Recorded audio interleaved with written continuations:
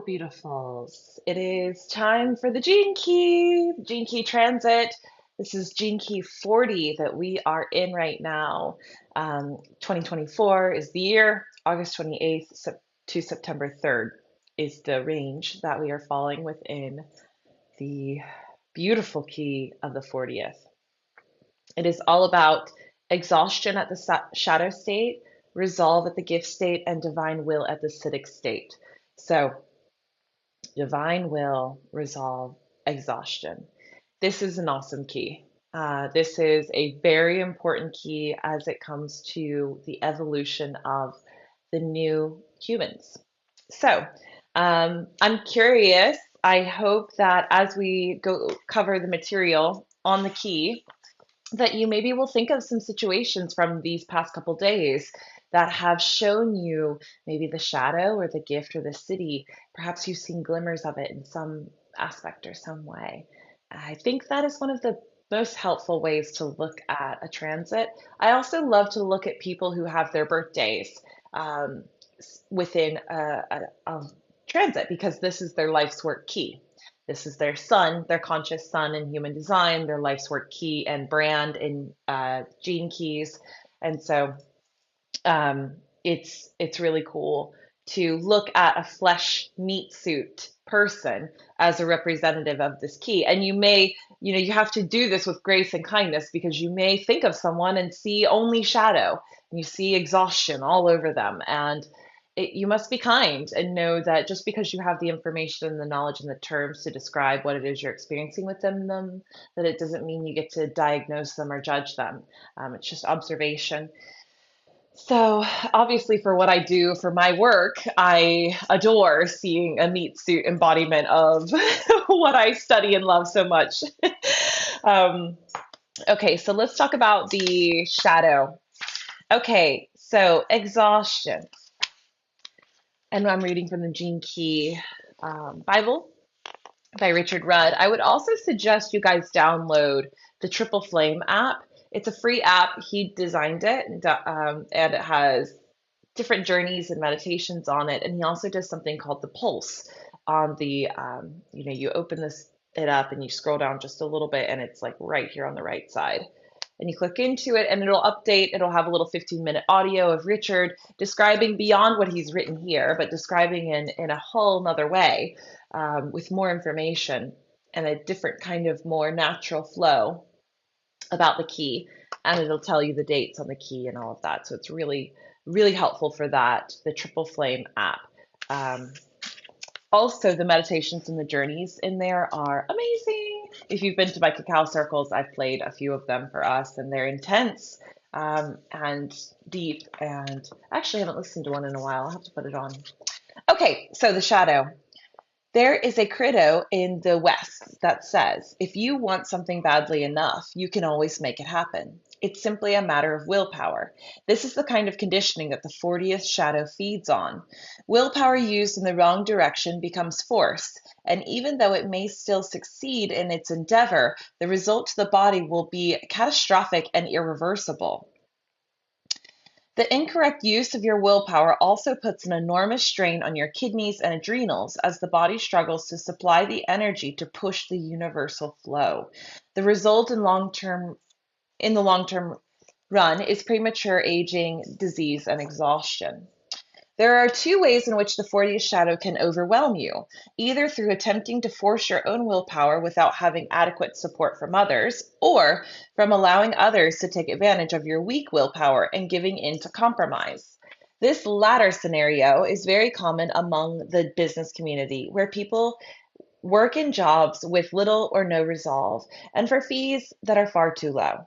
The problem is that when you compromise and work in a job that doesn't allow your spirit room to breathe, your low frequency actually reinforces your low self esteem, so you accept whatever you are paid. Ooh, that is so damn true. Another way in which the 40th shadow works is through individual force of will. These are the people that, on the other end of the same dynamic, are the slave drivers who take advantage of the people with weak willpower. So, whenever human beings emotionally isolate themselves from others, they put themselves in great danger. The subtle quantum field known as the astral plane simply makes it impossible to separate yourself from other human beings.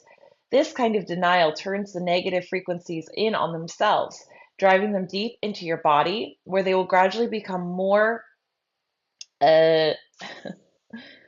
become more and more acidic, eating away at you. The 40th shadow is one of the most deep seated causes of cancerous diseases on our planet. It takes root whenever someone is unable and unwilling to face and feel the depth of their emotional pain. It is through this gene key that you have to deal with the fact that you are alone and you are responsible for your health on all levels. Although others can offer you support and at times hold your hand, it is you alone who must face your life and all that it brings you. Mm. I love sometimes when I hear Richard's language get a little bit like, it's up to you. It's not just based on hope, which hope is good too. Okay, let's break down the two different aspects of the shadow, and then we'll move to the gift. So I've covered it a little bit, so you might pick up on it.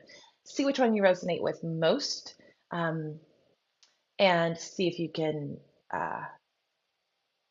start to become aware of when you go there, what situations take you there. Repressive nature, acquiescent. These are people who lack firm boundaries in life. People with this nature easily acquiesce to manipulation by others, lacking the will to stand up for themselves. Their permissive habit is rooted in denial of one's own needs, typically arising from patterns and coping strategies that developed in childhood. These people will give of themselves tirelessly and usually to people or organizations that never really care about them.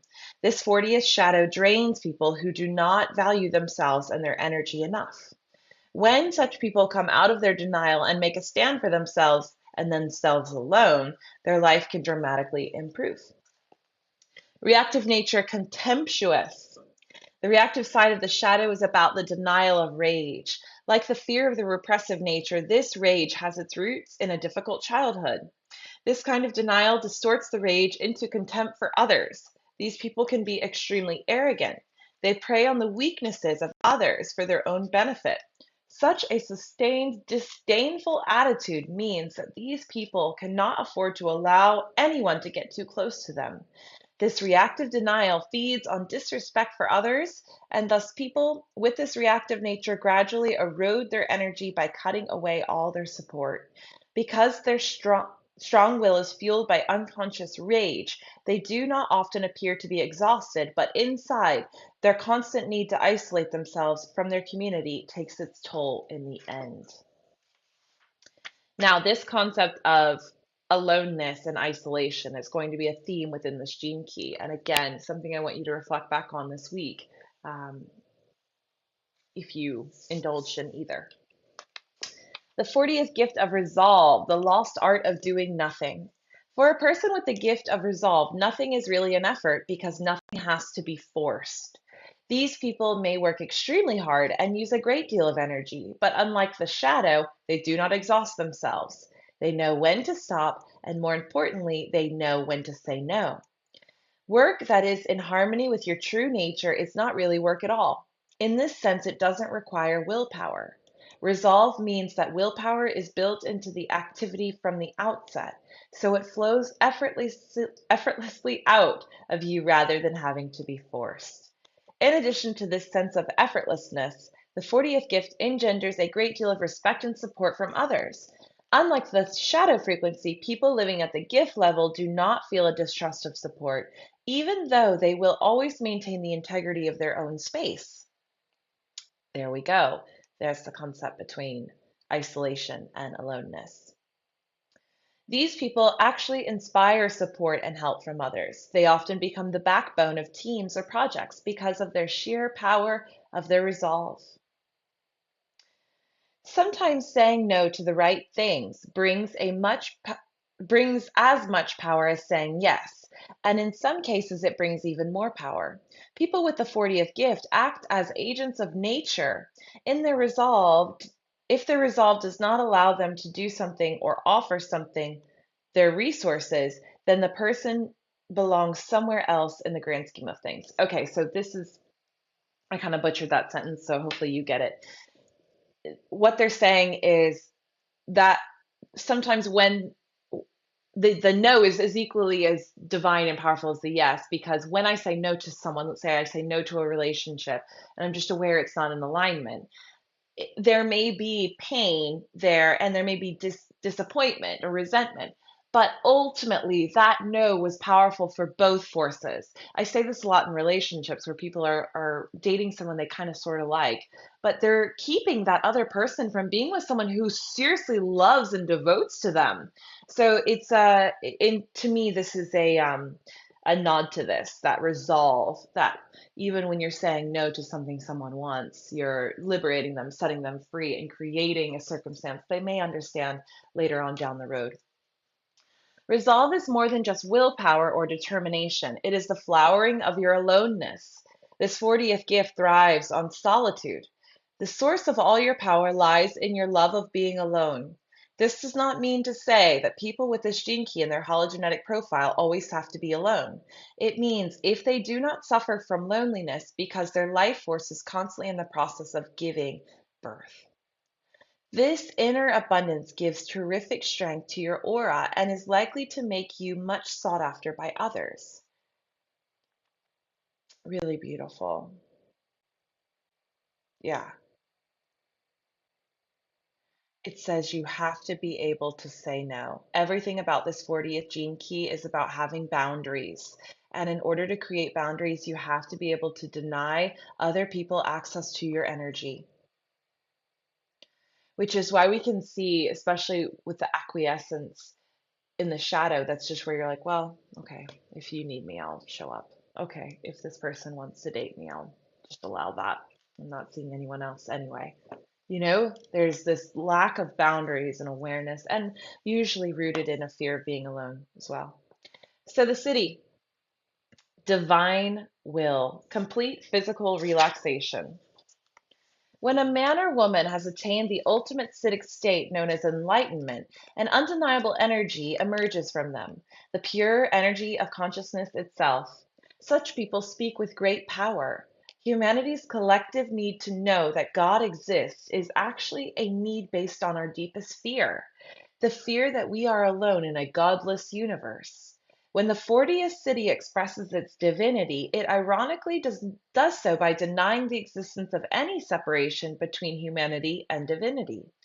In doing this, the 40th city forces humans to confront one of their great problems of seekers, that seeking itself gets in the way of the ultimate realization. If someone attains the citic state through this 40th gene key, they will have done it in spite of God. This is the path of the mystical denial of the need for help from a God. Such people will follow no other teaching or master, but will travel their path absolutely alone. When they attain to the highest state, they will often speak about it in the terms of their denial. When the 40th city speaks, it will say that there is no path to God because there is no God outside of your aloneness. They may say that all holy practices and methods of seeking God are futile. They may not even talk about their state as mystical or spiritual. These are these are people who often refute the whole notion of spirituality and holiness. Because of their radical position, such masters are not generally popular with the masses, or even with most seekers, but the vibration behind their words is undeniable to anyone who comes near them. The 40th city exudes an aura of splendid aloneness and displays an exquisite independence from the normal needs of human beings. It's really, really beautiful. It says, as you can see, the city of the divine will is riddled with paradox. Despite its paradoxes, the 40th city remains one of the greatest mystical chess pieces in human evolution. In the teaching known as the Seven Seals, detailed in the 22nd Gene Key, we will definitely cover that at some point, the Seven Seals. The 40th city represents a code in human DNA that will transform humanity on the physical plane. At an individual level, the 40th city holds the key to complete physical relaxation in which every molecule of DNA inside your body is functioning at its optimal frequency. This requires a huge process of karmic release, which is the job of the codon ring known as the Ring of Alchemy. The four gene keys in the Ring of Alchemy will transmute your DNA so that there is no longer any interference in your physical body. As you may understand from reading the 22nd gene key, this means that your highest subtle bodies can manifest directly through your physical body. This is the real meaning of complete physical relaxation. It is a state beyond the comprehension of your mind. It is the direct manifestation of divine will. Oh, gosh, big stretch. This is powerful. I mean, as I'm reading this, not to belittle this key, but I think as an astrologer, this is the key that transitioned us from, you know,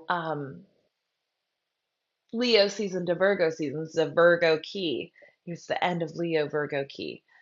So you could be a Leo and have this energy, but it's that cusping energy. So it's very fire and earth in the zodiac wheel, and I feel it's very much just talking about our physical bodies, our inner fire of our digestion and of our bellies, and our willpower, and then our physical vessels, our meat suits. And so it's very interesting how I think you can sometimes combine those things to think about it in that aspect of um, this is a key that is wanting our physical meat suits to be purified so that we can pursue our path, whatever that looks like, and being okay alone in our meat suits. The ring of alchemy is made up of the 6, the 40, the 47th, and the 64 gene keys. And because I'm starting to teach more on the gene keys, I want to start sharing more about the rings as well, so that you can dig into them. And then one other nugget I'll give just as a technicality is the programming partner for the 40th is the 37th gene key. So it is the city of tenderness, the 37, and certainly has a path of it, is much more perceived as a positive path of a true seeker to God. Whereas the 40th, I think it seems a bit harsh. I don't know if harsh is the right word. Let's end with one more nugget. I just thought of this, so I don't have it prepped, so give me a minute. Let's read the city from this book, and we'll just wrap it up with this beautiful poetry Richard's infused in this book. I love it so much. Okay, 40, where are you?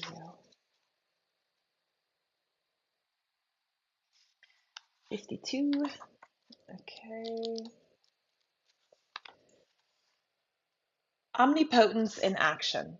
So we have truth, honor, and now will. Perhaps you can feel this one's energy. The 40th city is all powerful. In the seven sacred seals, a mystical branch of the Gene Keys wisdom, the 40th city is allied to the figure Archangel Michael, who battles the dragon, the deepest aspect of our collective forgetting. Remember our insight from the 63rd city. Absolute truth is collective. We all are here to fight the demons of our forgetting and our ignorance. Ooh. Divine will resides within every city. Once we have surrendered the small self, we become the universal self. We become one with God. Not my will, but thy will be done. So we have to surrender our individual will, our will to power. Only when we dive into the divine can this great city work through us. Only when we dive into the divine can this great city work through us. The 40th city is here to transform all fear. It works through the grace of acceptance and surrender. It wins only because it surrenders. Oh, these cities are the multitudinous. These cities are the multitudinous names of love. Love is nothing but the will of God. To become one with the divine is to become an instrument of the divine, a hollow reed. The 40th city's touch of grace can intervene in any human destiny and change any outcome. It is omnipotence in action. Sometimes it is also the grace of allowing things to simply follow their natural course. In time, all is revealed. I know that last line I really needed. There's been a lot of confusion coming up for me this week, and my prayer this morning was for clarity. So I could cry at how quickly my prayer has been answered through this. Um, Sometimes it is also the grace of allowing things to simply follow their natural course. In time, all is revealed. Mm. I love you all. I hope that serves you. I'll see you tomorrow.